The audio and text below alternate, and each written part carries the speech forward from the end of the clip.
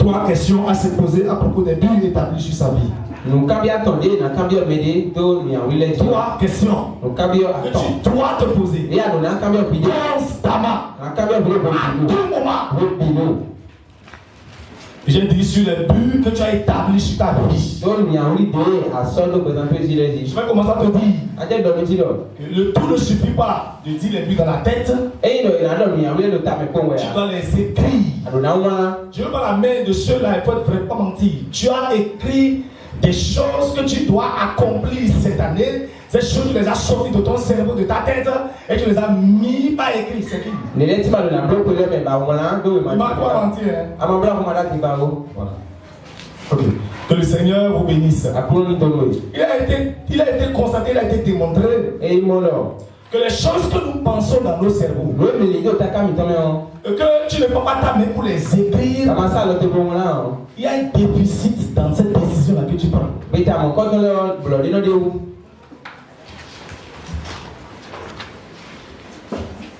Tu réfléchis sur ta vie et tu es fâché contre ta vie. Tu es fâché contre ta vie. Et j'ai pris des dispositions sévères.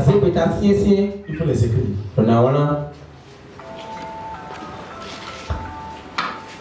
Dieu a dit à Agé, ça va dans Agé, il dit, écris la prophétie. Et quand on parle de prophétie, c'est des choses qu'on n'a pas encore accomplies, qui ne sont pas encore accomplies. Et Dieu a dit à Agé, écris-les. Et je ne sais pas arrêter là. Non seulement je crie les buts que je dois accomplir dans ma vie, je dois les lire. Et là, je dois préciser couramment. Donc toi qui n'as pas écrit des choses sur ta vie là, c'est vrai que tu rêves, tu as des choses dans ta tête, mais tu n'es pas sérieux, tu n'es pas engagé, tu n'es pas déterminé. Habakkuk, ok, c'est Habakkuk, excuse-moi, Habakkuk. Tu dois écrire des choses sur ta vie, tu dois dire, il faut le viser à côté. Les choses que tu lis, les choses que tu touches, les choses que tu écris, les choses que tu médites, ça rentre dans ton subconscient, ça te pénètre, ça rentre en toi, ça t'influence, et c'est ces choses qui finissent par s'extérioriser.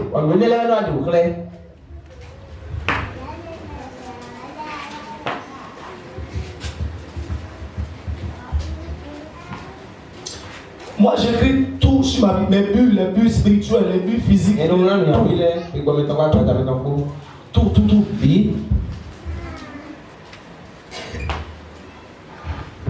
Pourquoi tu n'as pas écrit? Pourquoi tu n'as pas écrit? Alors que tu as été à l'école. Pourquoi tu n'as pas écrit? Pourquoi tu n'as pas écrit? Pourquoi tu n'as pas écrit? Pourquoi tu n'as pas écrit? Les 3 questions à se poser. Quels sont les buts prioritaires de ma vie en cette année? Quels sont les buts prioritaires de ma vie de façon générale et dans cette année de façon particulière?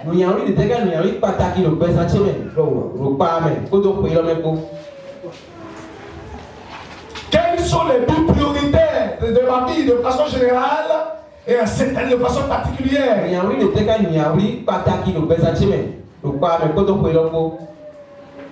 Même venir à l'église pour dormir. Si c'est un but, pour éradiquer ou pour continuer par le faire, ça dépend de toi. Venir à l'église en retard tous les dimanches. Ne pas venir à la veillée. Négliger les choses spirituelles. Ne commence pas à lire la Bible. Il ne va pas terminer ça en 2023. Tu sais pourquoi? Ce n'était pas pour toi une vie prioritaire.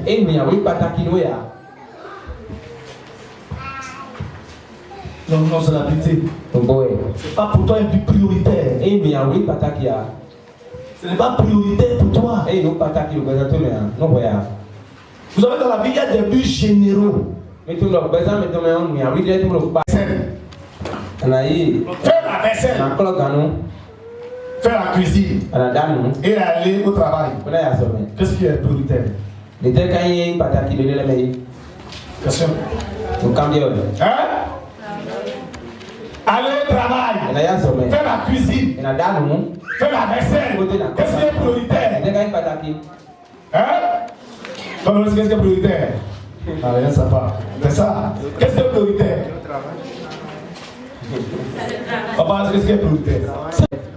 Si tu te bats, tu vas faire la cuisine comment? Tu vas trouver de l'argent pour payer le savon pour faire la vaisselle comment? Dans le travail qui est prioritaire, tu dois aller au boulot. Tu dois aller au boulot. Ok. Pour les élèves là, apprendre mes leçons, regarder la télé, jouer au ballon et manger. Qu'est-ce qui est prioritaire? Hein? Apprendre mes leçons. Apprendre mes leçons. Oui, parfois on va te dire si on prend les leçons, on apprend les leçons avant de manger. Alléluia. Amen. Il y a des buts généraux. Il y a des buts spécifiques. On appelle des buts prioritaires. Et les buts prioritaires, c'est des choses que l'on doit accomplir de façon obligatoire. Et ce qui est bizarre, nous accomplissons des buts qui ne sont pas prioritaires. C'est ça qui est grave. Et j'ai vu que Jésus-Christ a fait des buts de sa vie, rien que des buts prioritaires. Jean 9, verset 4. Quelqu'un de lui, 17, verset 4 à 25. Quelqu'un de 1 Corinthiens 9, verset 16. Il faut que je fasse. Il faut. Vous entendez? Quand tu entends dans la Bible, il faut que. C'est ce qui est prioritaire au métal. Il faut que. Il faut que. Quels sont tes il faut que? Mais la patrie. Quels sont tes il faut que? Il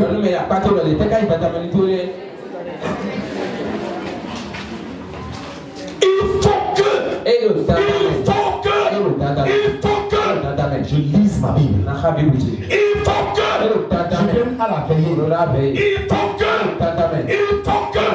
Il faut que j'évangélise. Il faut que je jeûne. Il faut que je me lève à 1h du matin pour parler sur ma vie. Il faut que je finisse avec mes dettes cette année.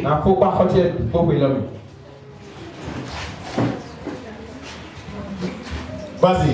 Il faut que je fasse, tandis que les jours, les œuvres de celui qui m'a envoyé. Les œuvres de celui qui m'a envoyé. La nuit vient, personne ne peut travailler. La nuit vient, personne ne peut travailler. Personne ne peut travailler. C'est vrai, il y a des choses, si nous ne les faisons pas aujourd'hui, et c'est à l'âge de Mémé tout à l'heure qui témoignait dans l'émotion, et c'est en ce moment-là que tu vas faire ces choses, tu ne pourras plus.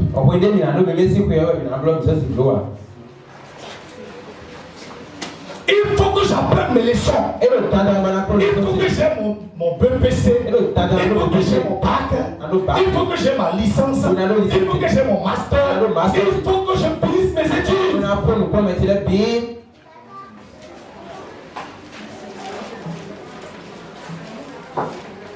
Alléluia. Amen. Il faut que je réussisse dans mon mariage. Il faut que je réussisse dans mon foyer. Il faut que je commence un nouveau travail cette année. Il faut que moi qui n'ai rien sous ma main, je dois et bien faire tout ce qui est en mon pouvoir. Même s'il faut vendre du sable, je vais commencer à vendre du sable. Vous savez qu'on vend du sable, non? Ah, vous savez qu'on vend du sable, non? Ah non, il y a des types de sable qu'on vend. Tu dois aller chercher ces sables-là et commencer à les vendre. Alléluia. Amen. Il faut que je fasse, tandis que les jours de celui qui m'a envoyé. Luc 17, verset 24. Il faut que je fasse. Cette année, il faut que nous gagnions 500 âmes. Il faut que nous établissions 3 nouvelles assemblées. Il faut que nous fassions des croisades.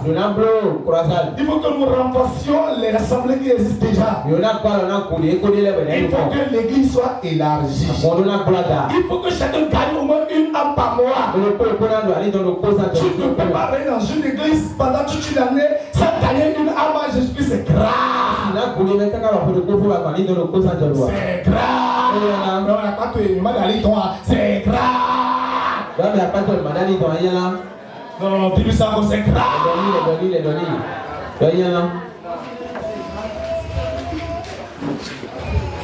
Vas-y. Comme l'éclair resplendit et brille d'une extrémité du ciel à l'autre, ainsi sera le Fils de l'homme en son jour. Mais il faut auparavant qu'il souffre beaucoup. C'est ça le verset. Il faut que Jésus a dit, il faut que je souffre avant de trouver du travail. Est-ce que tu sais ça? Ah, c'est ça. Il faut que je souffre avant de réussir mon mariage. Là, on ne parle pas de la souffrance négative. Et la souffrance négative, la souffrance positive. Oui.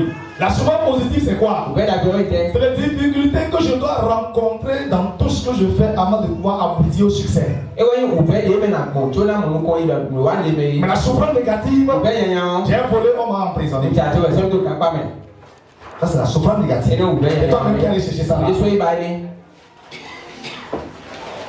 Il faut que je souffre. Il faut que je souffre pour finir mon apprentissage. Il faut que je souffre pour ma chair. Pour jeûner 3 jours, 7 jours, sans rien manger. Parce que je vais atteindre des objectifs dans ma vie.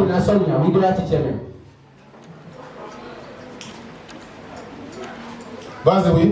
Il faut auparavant qu'il souffre beaucoup et qu'il soit rejeté par cette génération. Non. Et là, le match aussi, l'adverbe de quantité. Beaucoup. Et là, c'est ouvert de quantité. Beaucoup. Beaucoup. Et qu'il soit rejeté par les gens de sa génération. Pour qu'aujourd'hui on parle de Jésus, il a dû souffrir. Il faut que Jésus ne m'a pas de la souffrance une priorité, c'est terrible. 1 Corinthiens 9, verset 16. Si j'annonce l'évangile, ce n'est pas pour moi un sujet de gloire. Car la nécessité m'en est imposée. Et c'est la dernière partie que je veux. Et malheur à moi si je n'annonce pas l'évangile. Malheur à moi. Je n'ai pas mon bébé si c'est malheur à moi. Je n'arrive pas à bien sortir la tête dans ma famille. Malheur à moi. Je ne vis pas même les têtes. Malheur à moi. Si ma vie ne progresse pas. Malheur à moi.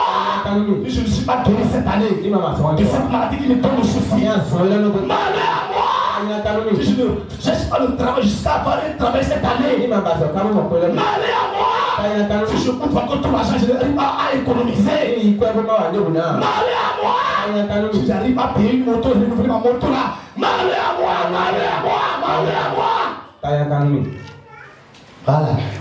Voilà les gens qui font de leur vie. Le but de leur vie. Mais ils sont mis en vie de leur Malheur à moi.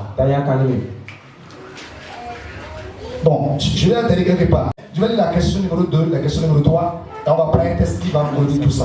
Dois-je faire pour que ces buts prioritaires s'accomplissent dans ma vie? Le numéro 1 dit, première question, quels sont les buts prioritaires de ma vie de façon générale et de cette année de façon particulière? Quels sont ces buts-là? Je dois les écrire, je dois les graver, je dois les lire, je dois les méditer, je dois chaque fois revenir à cette bulle-là. 1 mois, faire le bilan, 2 mois, faire le bilan, 3 mois, faire le bilan, je dois faire le bilan pour cette bulle-là.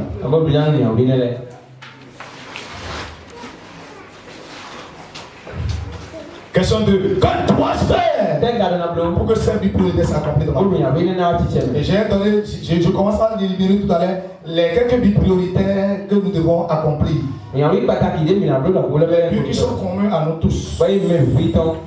Il il faut que j'ai un travail dans ma main. C'est pourquoi je prie constamment. Et je prie encore ce matin que les mamans et les papas, les jeunes qui sont parmi nous, qui sont en âge d'avoir de l'argent, et que l'homme ne touche pas d'argent.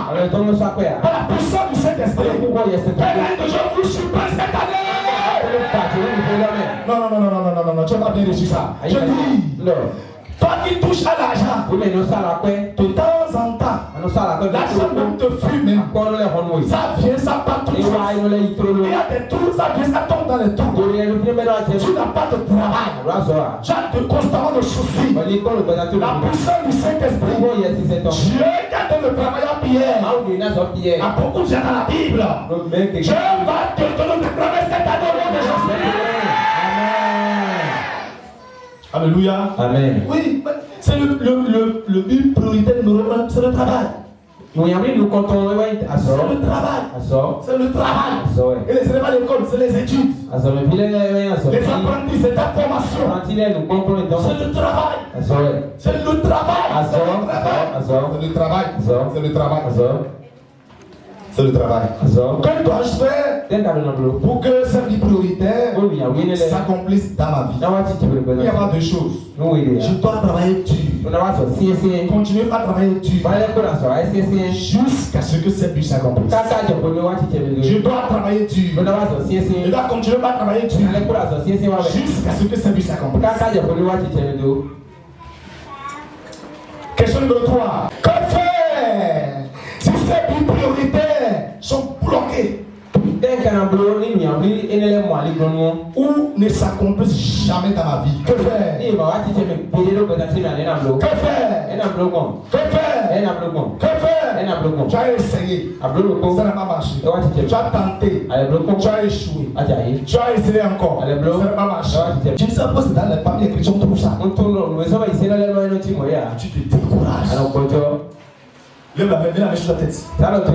Non, dis, il faut que je cesse de me décourager. Je ne veux plus me décourager. Pourquoi je me décourage? Qu'est-ce qui m'amène à me décourager? Est-ce que je suis à mort? Pourquoi ne plus tenter encore? Pourquoi ne plus essayer encore? Pourquoi ne plus essayer encore? Toi, découragement, je te chasse. Libère ma vie. Libère ma tête. Libère ma vie. Je te chasse. Et je te domine. Et je déclare que moi, Dieu donné, je n'abandonnerai jamais. Je n'abandonnerai jamais. Je n'abandonnerai jamais. Je n'abandonnerai jamais. Je laisse les pleurs de découragement, les pleurs de découragement, les pleurs de déception. Je les enlève de ma vie. Au puissant de Jésus-Christ. Amen. Amen. Arrête les pleurs. Les soucis, les déceptions, les regards inquiets, condamner les gens. Papa, tu condamnes les gens. Alors que tu ne dois pas condamner les gens. Le découragement. Quand ça ne va pas, qu'est-ce qu'il faut faire? Quand tout est bloqué, qu'est-ce qu'il faut faire? Qu'est-ce qu'il faut faire? Qu'est-ce qu'il faut faire? C'est le seul mot. Comment on appelle ça? La persévérance. Je ne dois jamais abandonner le combat. Je ne dois jamais abandonner le combat. Je ne dois jamais abandonner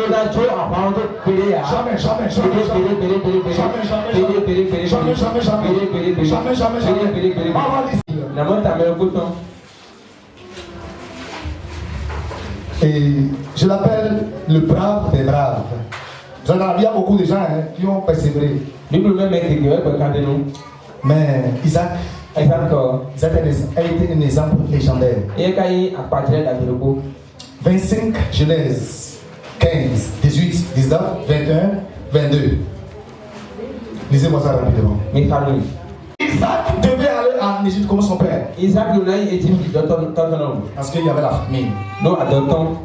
Qu'est-ce que Dieu lui a dit? Qu'est-ce que Dieu lui a dit? Qu'est-ce que Dieu lui a dit?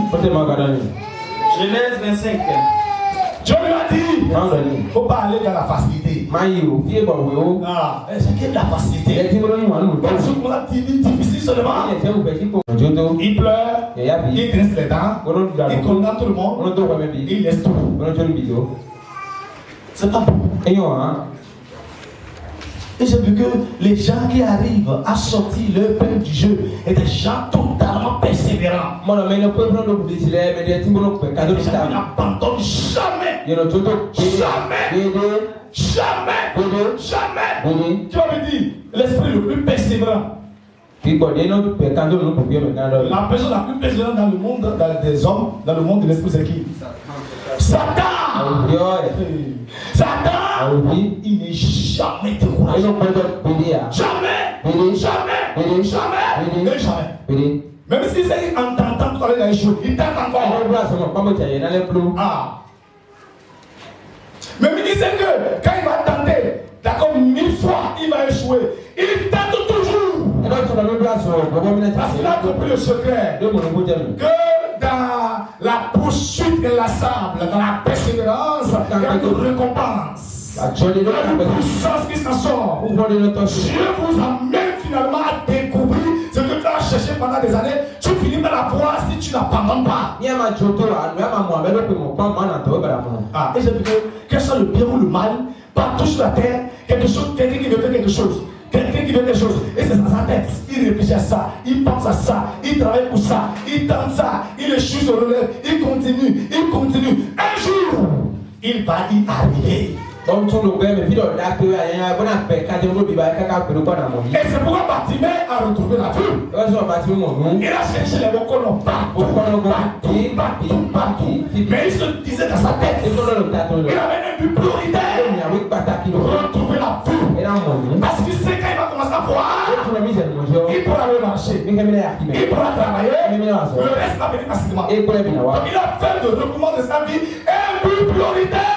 La dame qui perdait de sang, la même chose. Le monsieur qui restait au bord de la piscine de Bethesda pendant 38 ans, même chose. Il dit un jour, je vais quitter la paralysie et je vais rentrer à la maison. Je n'ai pas la force pour rentrer dans l'eau le premier. Mais je sais qu'un jour, je quitterai cette piscine et je rentrerai à la maison.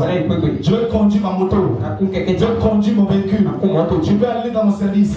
Je vais aller partout. Les gens se moquer de moi. Et les gens verront que mes pieds sont totalement guéris. Je prie afin que ceux qui sont parmi nous, tu as des buts dans ta tête que tu poursuis, tu réfléchis, tu pries pour ça, tu fais tout possible pour l'atteindre. Dieu va t'aider à l'accomplir au nom de Jésus-Christ. Et le but de cette année-là, parce que l'année passée, l'année des années entières passées, tu as tenté de la marcher. Tu finiras par les atteindre au nom de Jésus-Christ. J'ai vu que quand on n'a pas de but, on ne fait rien. Il y a 3 dimanches déjà. Il y a 3 personnes dans la vie. Il y a des gens qui n'ont pas de but dans leur vie. C'est des suivistes. Il y en a qui ont des buts qui refusent de travailler pour les accomplir. Il y a des gens qui ont des buts qui en ont fait des buts prioritaires et qui les accomplissent. Alléluia. Amen. Oui, j'ai totalement remblayé, totalement bouché. Mais pour recreuser ces puits-là, et chaque fois que Isaac recreusait ces puits-là, les ennemis d'à côté faisaient quoi? Les remblayaient, mettaient de sable dedans. Tu vas voir l'attitude d'Isaac. Verset 18. Et je vais pas te dire, quand on de pluie, c'est quoi? C'est une source de travail. C'est une source de financement. C'est une source de bénédiction. Les activités, les sociétés, les entreprises de son père, il les a ressuscités. Les ennemis sont venus pour les détruire. Et Isaac va pleurer. Jamais. Jamais. L'homme n'a pas dit pourquoi nous y a vu son nom. Un peu, tu pleures. Un peu, tu prends l'amour. Un peu, tu condamnes les gens. Non, dis arrête de pleurer. Arrête de pleurer. Ça. Les pleurs. Oui. Isaac n'a pas pleuré. Qu'est-ce qu'il a fait? Mais la comptez-moi les pluies. On On va aller sur la terre. Continue la pluie. Vas-y. Isaac creusa de nouveau les puits d'eau qu'on avait creusé du temps d'Abraham, son père, et qui avait été comblé par les Philistins après la mort. Il a recreusé. Les gens comblé ça. Et c'est tu. Ils en avaient. Il a fait quoi? Il a enlevé les sables là. Il est de corps même. C'est ça? Ouais. C'est ça. Ouais. Tu essaies, ça échoue. Tu reprends. Ça échoue. Tu reprends. Ça échoue. Tu reprends. En matière de mariage. Alors oui, ça dans tous les domaines. Dans tous les domaines. Dans tous les domaines. Ce qui nous tue en Afrique. Et surtout dans le corps de Christ chrétien. Il sait non mais on se décourage très vite. Vas-y. 19. Les serviteurs d'Isaac creusaient encore dans la vallée et ils trouvaient un puits d'eau vive. Ils ont creusé, ils ont trouvé des puits d'eau vive. Il est content du problème aussi là. Vas-y. Les bergers de Guéra querellèrent les bergers d'Isaac en disant: l'eau est à nous. Et il donna au puits le nom d'Isaac. Ah, vous savez? Ils creusaient, les gens comblaient, ils creusaient, les gens remplissaient, ils comblaient.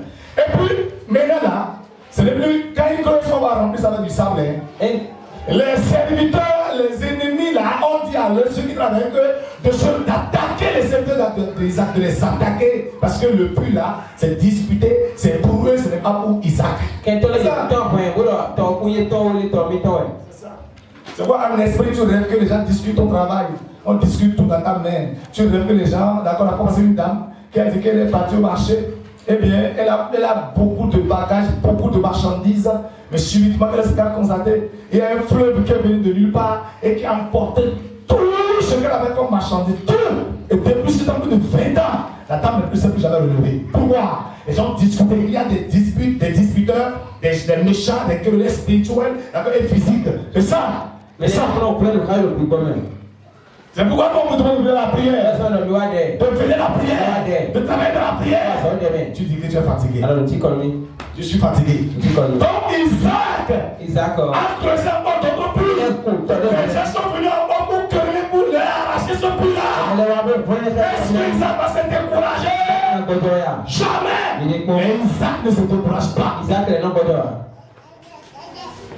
Vas-y. Verset 21. Ces serviteurs creusaient un autre puits. Toujours un autre. Toujours un autre. Vas-y. Au sujet duquel on chercha aussi une querelle. Oui. Et il appela Sitna. Il se transporte de là et creusa un autre puits. Il quitte là, il creuse encore un autre puits. C'est ça. Il quitte là, il creuse encore un autre puits. Ah.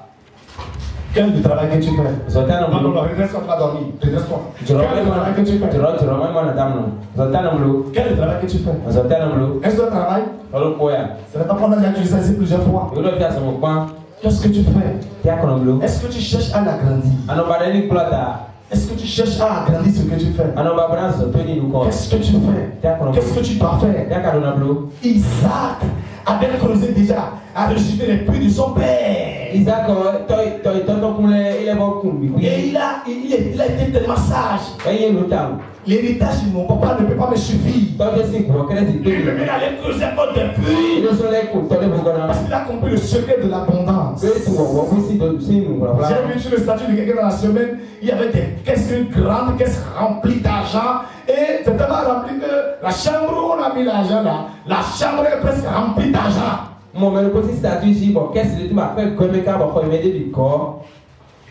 rempli d'argent. C'est rempli d'argent. Et un papa, un chrétien papa au Nigeria, il a une chambre d'argent. C'est un magicien, il y a plusieurs sociétés. Pour amener ses enfants à chercher, à travailler dur, à se lancer dans les entreprises, il les met dans ces chambres-là. Il met l'argent, il met les billets de naïra, il fait baptême avec les. Il a dit vous devez travailler et dépasser votre père. Il doit dépasser mon père. Ce que tu dois comprendre ce matin, tu dois écrire des choses sur ta vie. C'est pas comment penser ça. Tous les écrits et les grands hommes que je connais, ils ont une chambre où on affiche ça partout. On affiche ça partout. Tout ce les choses que tu veux faire là, afficher ça partout. Pour ça rentre dans ton subconscient. Tu lis ça couramment. Tu pries pour ça. Tu médites ça. Quels sont les buts prioritaires? Pour que je laisse de côté tout ce que tu dois laisser de côté pour faire face à mes buts prioritaires. Tu dois faire pour les accomplir. Je vois des ceux qui travaillent très dur. C'est que Dieu va bénir le fruit de leur travail. Alléluia. Les frères qui travaillent, les gens qui travaillent, toi qui travailles. Même toi qui es ici, tu veux travailler, les gens te bloquent. Dieu va tout débloquer au nom de Jésus-Christ. Je dis, Dieu va tout débloquer au nom de Jésus-Christ. Alléluia. Il y a deux manières d'avoir de l'argent, d'avoir du travail. Vous connaissez les deux manières d'avoir du travail? Hein? Qu'est-ce qu'il faut faire premier niveau? Premier niveau, il faut découvrir. Il faut se faire recruter. Numéro 2. Premier niveau, il faut se créer. Deux. On va créer école. Mais je vais trouver l'endroit où je vais créer ça. Je vais trouver une personne avec qui je vais faire ça. Et à la fin de l'année, tu vas prendre le témoignage. Alléluia. Amen. Oui, je vois les gens qui étaient ici pour aller au Nigeria. Les gens quittent ici, Calavi ici, pour aller au Nigeria. Chaque soir. Bon, presque. Pour aller chercher. Pour aller chercher de l'argent. Oui. Et Dieu regarde tout ça. On bénit. Et quand quelqu'un met des efforts comme ça, tu peux ne pas avancer, évoluer dans ce domaine-là où tu travailles de façon dure. Il y a une porte qui va s'ouvrir pour toi. Parce que Dieu s'attend à ce que les gens soient persévérants. Et c'est le fruit. Ceux qui travaillent dur comme lui-même là. C'est les gens que Dieu bénit. Regardez l'oiseau là. Et j'ai vu aussi l'oiseau là, le cerveau. Quand j'ai regardé pour la première fois, les oiseaux ont le cerveau. Ils ont la sagesse. Regarde ça. L'oiseau a tellement faim. Non, attendez. A tellement soif. Et il voulait boire. Sinon, il allait mourir. Qu'est-ce qu'il va faire? Et Dieu a fait un miracle. Dans une clôture. Il a trouvé de l'eau là dans ce bocal là. Et qu'est-ce qui est bizarre? L'eau n'a pas atteint le niveau auquel ça doit être pour que, avec son longueur, avec son longueur, il puisse arriver très bien à couler ça. Regarde, c'est un animal. Non, il n'y a pas d'animal ici. Là, c'est un animal. L'homme avait dit, je ne suis pas un animal. Je reçois l'onction.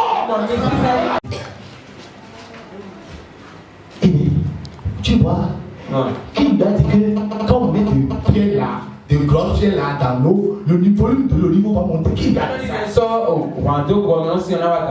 Ah, ben, quand il tape ça pour voir, et oui, on va appeler. Ils se retournent encore. Regardez.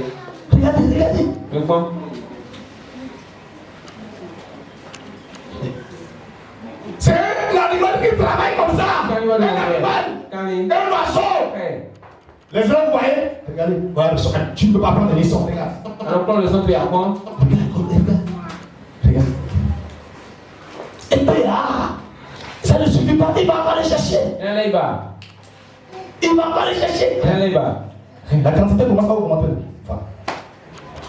On va encore. Écoutez, tu dois réfléchir sur ta vie. Tu dois réfléchir sur ta vie et te poser des questions. Tu dois aller de là-bas. Les oiseaux réfléchissent. Les animaux réfléchissent. Dieu a donné une petite quantité de cerveau. Une petite quantité de sagesse. Et il t'a donné à toi et à moi des quantités de milliers de milliards de cerveaux. J'ai découvert dans la semaine que dans la tête d'un homme, dans le cerveau d'un homme, il y a plus de 10 milliards de projets dans sa tête. Qui vont lui permettre de s'en sortir facilement. Un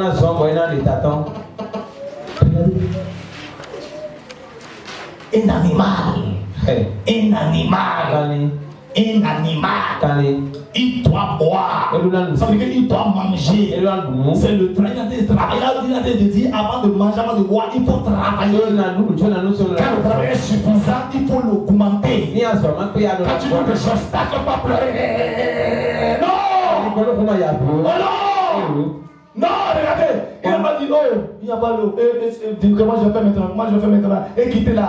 Quand il quitte là, si l'oiseau l'abandonne, ne fait pas ce qu'il fait, qu'est-ce qui va lui arriver? Il n'a pas dormi, il ne dort pas. Il dit, ah, qu'est-ce qu'il doit faire? Qu'est-ce que je dois faire? Tu trouves des blocages. Deuxième image. Je sais que tu lis ça sur les réseaux sociaux, mais je vais quand même te dire ça ce matin. C'est un monsieur, on appelle ça, on appelle les hommes de malheur.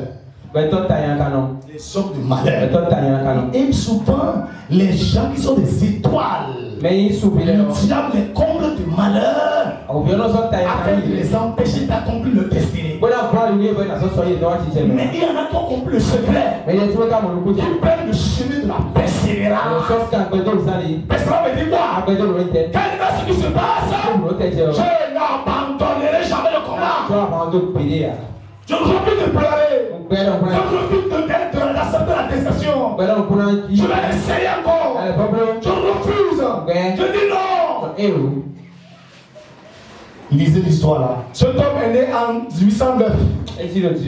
Il s'appelle Abraham Lincoln. 1816 à 7 ans. Il est forcé à travailler car sa famille se fait expulser. À l'aide de 7 ans. À l'âge de 7 ans, ce monsieur a commencé par travailler. Parce que les parents étaient renvoyés de l'église, renvoyés, il n'y a plus de support, il n'y a plus rien. Décidé de commencer à travailler. 7 ans! Répétez 7 ans. Les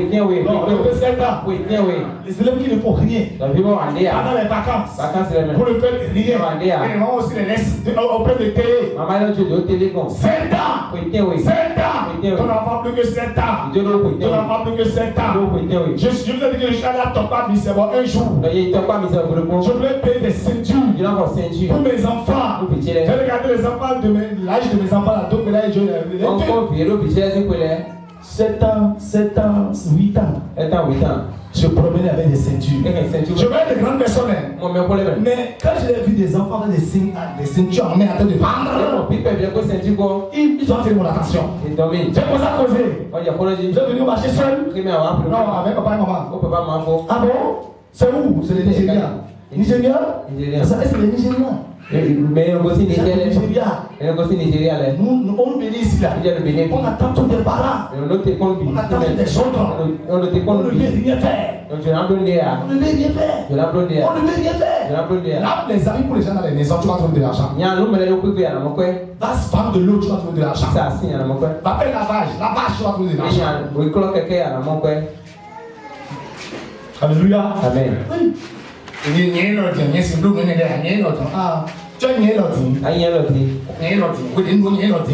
7 ans, vas-y. L'année 18 ans, il a perdu sa maman. 18 ans, maman est morte. C'est pourquoi on l'a joué. Mon frère est mort. Si ton papa est mort, toi tu es ton papa, tu es ta maman. Oui, papa de vous, ils ont déjà fait le temps. Tu as déjà né. C'est fini. C'est fini. Tu as gagné, non? Tu as poussé les dents, non? Les pieds sont là. C'est fini. Mon père est mort, ma maman est morte. C'est pourquoi j'ai personne. C'est pourquoi nous saluons, je ne donne plus. Quand je te regarde, tu me demandes de l'argent, je te regarde. Et tu as un bon état, je ne te donne pas. Il dit, tu peux me savonner quand je suis allé tous les récits bibliques, je refuse. Il paie sa mère. En 1828 ans, il a perdu sa soeur. C'est vraiment sa soeur qui l'était. Si on mentionne ça là, continue.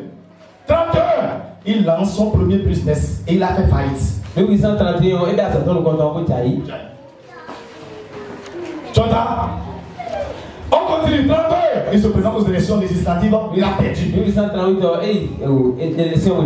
Mais ça veut dire quoi? On dit son business, son entreprise. Dans le même temps qu'il est dans la politique. Dans le même temps qu'il est dans la politique, dans les affaires, dans la politique, dans les affaires. Bon, ok, comme les affaires n'ont pas marché, je vais rentrer dans la politique.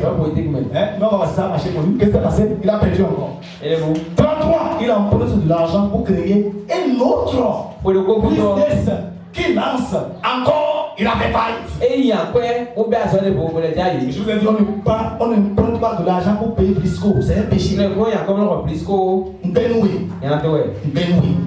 On n'emprunte pas de l'argent pour payer beaucoup pour manger. C'est un péché.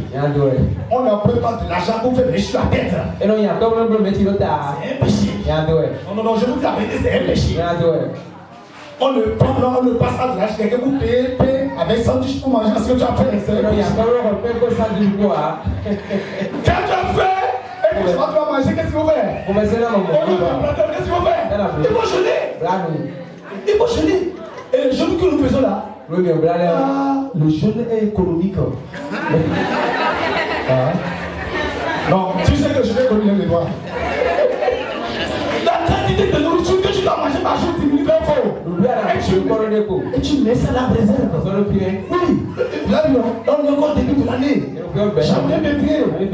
Ça ne laisse personne indifférent. Janvier, février, attention. Tu jeûnes. Et le jeûne te rend jeune. Tu donnes le repos aux organismes, les intestins qui travaillent tout le temps là. Tu leur donnes d'accord de l'air en vacances. En congé pendant un mois. C'est ça. Tu te rajeunis. Il a jeûné caca. Il rencontre une femme merveilleuse. Il tomba amoureux de cette femme-là. Les deux se sont rentrés dans les fiançailles. La fille est décédée. Alors je dis, qu'est-ce qui doit t'arriver une fois et tu pleures et tu te décourages comme ça? Et moi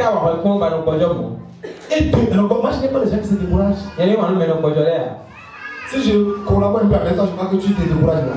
Tu te décourages.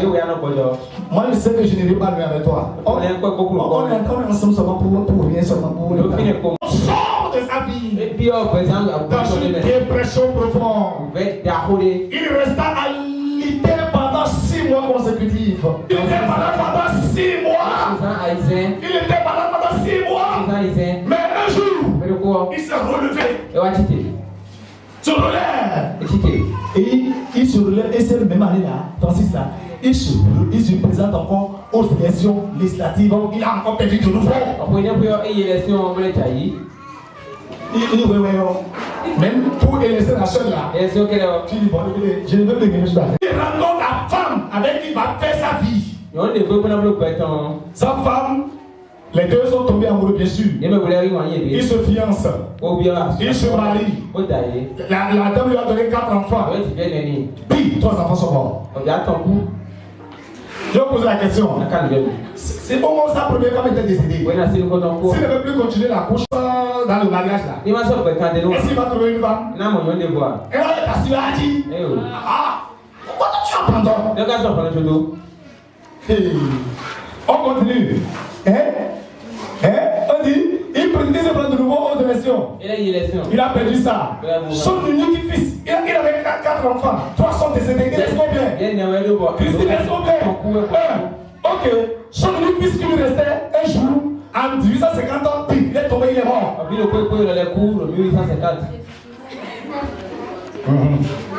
C'est ça. Il y a des gens en Afrique, ça se passe comme ça, qui va me dire qu'est-ce qu'il va devenir quoi? Ou bien il va devenir quoi? Il va commencer à faire comme ça. Il me fait comme ça la main. On dit qu'est-ce que tu as? J'ai perdu ma main, j'ai perdu tout le monde. Pourquoi je suis comme ça? Il n'est jamais arrivé à quelqu'un. Jamais. Il n'y a rien qui t'arrive toi qui es là. Tu ne sois arrivé à quelqu'un par le passé. Tout ce qui t'arrive de mauvais est déjà arrivé à quelqu'un. Les gens persévèrent. Les gens prennent la décision d'aller de là-bas. Et finalement ils ont réussi. C'est qu'un cadre. Il se présente au Sénat. Il a encore perdu. Oh non, oui, il se présente pour être vice-président. Ele é nommé vice-président. Il n'a même pas savoir. Milliers de millions de personnes dans le pays. Il n'a même pas savoir. Les gens ne le calculent même pas. Tu es là, les gens ne te calculent pas, tu penses. Dieu m'appelle un jour, tu seras calculé. Il se présente de nouveau au Sénat, il perd de nouveau.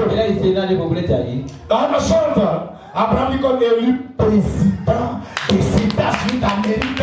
Il fait un mandat exceptionnel. Un mandat exceptionnel. Il compte de lui l'un des présidents les plus respectés, les plus importants de l'histoire des États-Unis.